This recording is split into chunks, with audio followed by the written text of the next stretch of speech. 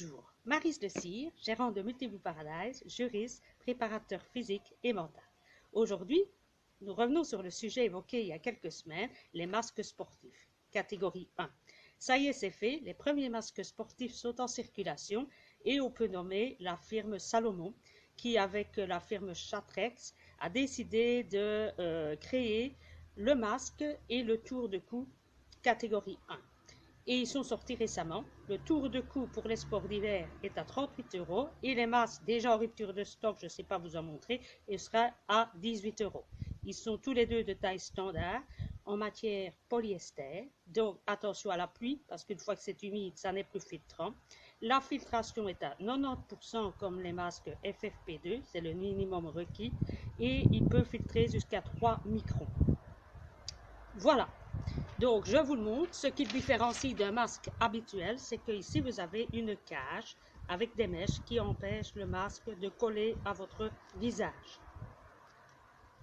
Donc, ça permet une meilleure respiration. Ça a été testé par des sportifs, tant en ski pour ceux-ci, sport d'hiver, qui est plus chaud, et pour les masques par des sportifs, des athlètes en pleine activité sportive.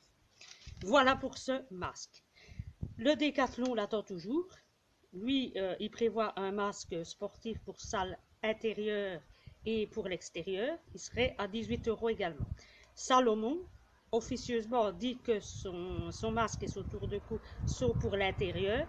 Moi, je vois sur le site qu'il parle toujours de sport extérieur. Donc, je ne sais rien vous dire à ce sujet-là. Bon, en tout cas, ils sont sortis. Donc, voilà. Alors, moi, j'ai encore cherché. J'ai trouvé un autre masque, un masque aussi d'origine française comme celui-ci. Celui-là, évidemment, c'est pas donné et c'est une toute autre catégorie, une toute autre technologie. Celui-là, il vaut 139 € et il est appelé masque intelligent. C'est la marque Airpur parce que c'est un masque qui, au départ, qui avait pour conception de protéger de la pollution et maintenant, il permet d'aller jusqu'à des microparticules de 50 microns. Donc voilà, donc il peut être utilisé dans notre cas, dans notre hypothèse. Ce sont des masques qui peuvent être utilisés en intérieur et en extérieur, bien qu'on privilégie aussi l'extérieur. Donc je vais vous le présenter.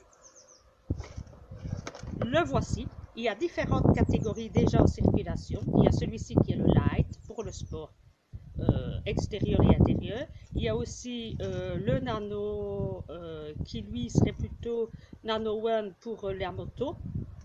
Et il y en a d'autres qui seront mis en circulation prochainement pour le vélo, etc. Donc voilà.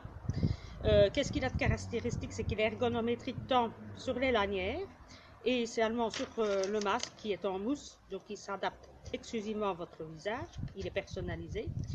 Il a aussi la capacité d'avoir une valve qu'on peut mettre en activité ou pas.